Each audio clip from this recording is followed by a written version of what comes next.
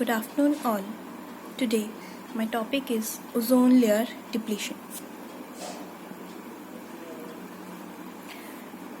This is one of the important topic of environmental science. Ozone depletion can be defined as the gradual thinning of Earth's ozone layer in the upper atmosphere, which is caused by the release of chemical substances from industrial or other human activities. Basically ozone depletion क्या है? Ozone एक ozone एक gas है, एक gas की layer है जो हमारे अर्थ के सरफेस के अराउंड है. ओजोन लेयर हमें बहुत तरह से हमारी अर्थ को बहुत तरह से प्रोटेक्ट करती है, लेकिन कुछ ह्यूमन एक्टिविटीज़ की वजह से या फिर इंडस्ट्रीज से जो वेस्ट गैसेस निकल रही हैं, उस वजह से जो ओजोन लेयर है उसमें रेगुलरली होल्स होते जा रहे हैं और ओजोन की जो लेयर है वो धीरे धीरे थिन होती जा रही है, पतली होती जा रही है, जिसको हम ओजोन डिप्लीशन या फिर ओजोन लेयर डिप्लीशन भी बोलते हैं. इसके कंट्रोल में ओजोन डिप्लीशन के इफ़ेक्ट्स क्या हैं, कॉजेज़ क्या हैं, कंट्रोल मेजर्स क्या हैं. इससे पहले ये ज़रूरी है कि why it is important for us and for our earth. So the ozone layer is of great importance to humanity as well as to the whole environmental systems. It protects the environment from the exposure to ultraviolet radiations, which can cause cancer and other serious diseases. And excessive exposure to UV radiations is not only harmful for humans but also for animals and plants. सन से जो directly sunlight हमारी अर्थ के surface के ऊपर आती है उसमें UV radiations भी होती हैं, और वो यूवी रेडिएशंस के एक्सपोजर में अगर हम लोग आ जाते हैं तो हमारे को बहुत सारी स्किन डिजीज़ होने के चांसेस हो सकते हैं. जैसे कि डायरेक्टली अगर हम बहुत देर के लिए सन के एक्सपोजर में रहेंगे तो वो यूवी रेडिएशंस हमारे स्किन पेनिट्रेट कर जाएंगी, जिस वजह से हमें स्किन कैंसर होने के चांसेस हो सकते हैं.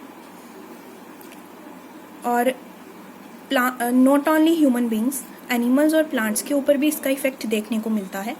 प्लांट्स की ग्रोथ रुक सकती है अगर वो ज़्यादा यूवी रेडिएशंस को एब्जॉर्ब करेंगे, और एनिमल्स में भी स्किन डिजीज़ होने के चांसेस हो सकते हैं, और ultimately at the end death भी हो सकती है इससे ऑर्गेनिजम्स की. So that is why ozone layer is important for अस. वो उन यूवी रेडिएशंस से हमारी ओजोन लेयर जो है उन यूवी रेडिएशंस से हमारी ओजोन लेयर हमें बचाती है. बहुत सारी UV radiation 70 to 80% UV radiations को ओजोन लेयर एब्जॉर्ब कर लेती है, और बाकी 20% जो हमारी अर्थ के सरफेस के ऊपर आती है यूवी रेडिएशंस, वो इतनी हार्मफुल नहीं होती ऑर्गेनिजम्स के लिए. Next is the causes for ozone layer depletion. Ozone layer depletion के कौन कौन से कॉजेज हैं, किन कारणों की वजह से ओजोन की जो परत है वो पतली पड़ती जा रही है. First is CFCs. CFCs is chlorofluorocarbon. ये एक गैस है जो पिछले टाइम पर पहले ACs में, एयर कंडीशनर्स में और रेफ्रिजरेटर्स में पाई जाती थी, लेकिन ये एक पॉल्यूटिंग गैस है, जिससे ये पता चला कि इसका ज़्यादा यूज़ करने की वजह से ओजोन के ऊपर हार्मफुल इफ़ेक्ट हो रहा है, तो अब इसका यूज़ जो है वो कम कर दिया गया है, या कहें कि इसका यूज़ बिल्कुल ही बंद हो गया है. Next is carbon tetrachloride, methyl chloroform, methyl bromide and human behaviour. ये बहुत सारे carbon tetrachloride, methyl chloroform, methyl bromide, ये ऐसे हार्मफुल केमिकल्स हैं जो इंडस्ट्रीज से निकलते हैं.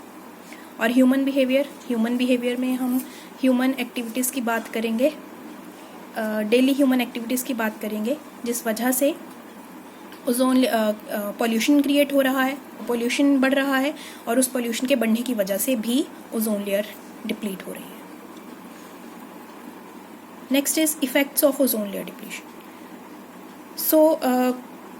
क्या इफेक्ट हो रहा है ओजोन लेयर की डिप्लीशन की वजह से हमारे अर्थ के ऊपर.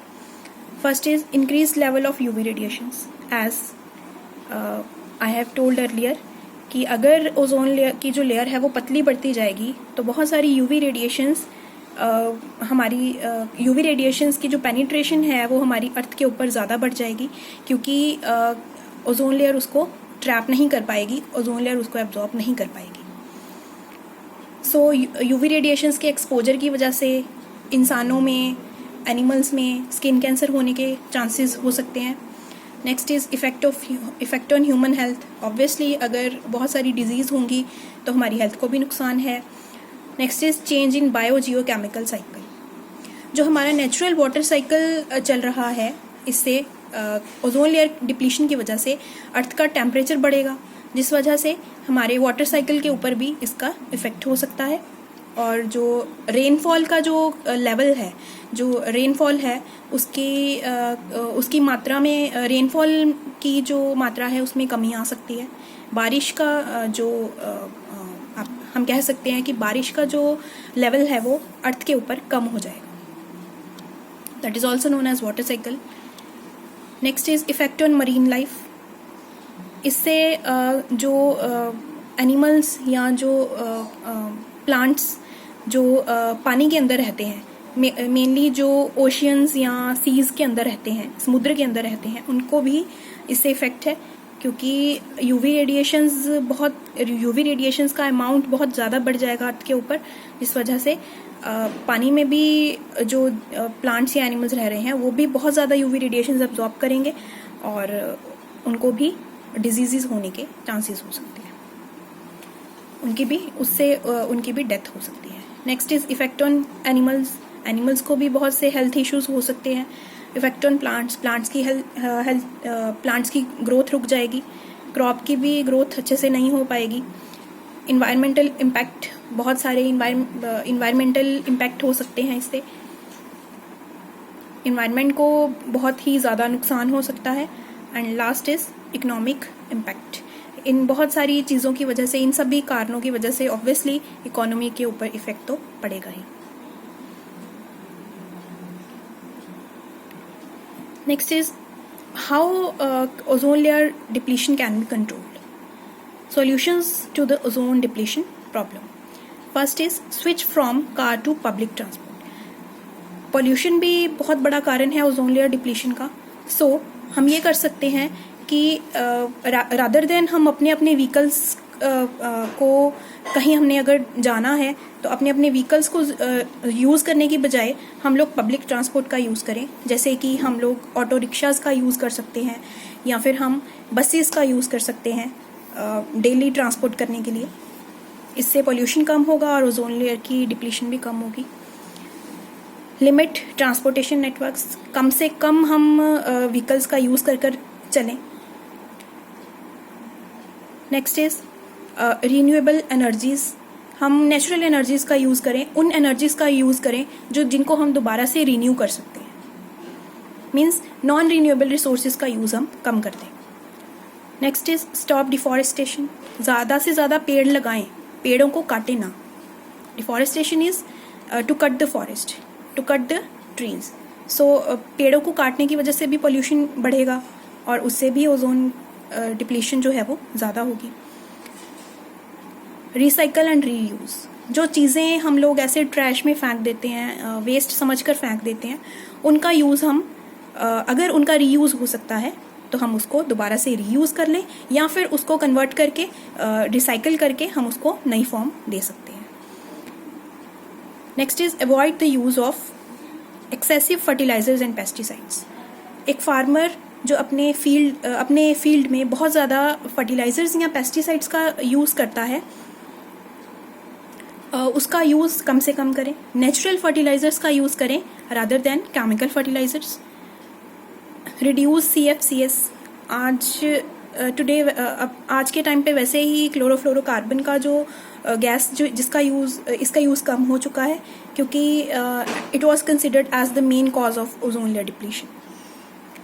रिड्यूस नाइट्रस ऑक्साइड्स, ये सारे केमिकल वेस्ट हैं जो इंडस्ट्रीज से निकलते हैं, तो इनका यूज़ हम कम से कम करें।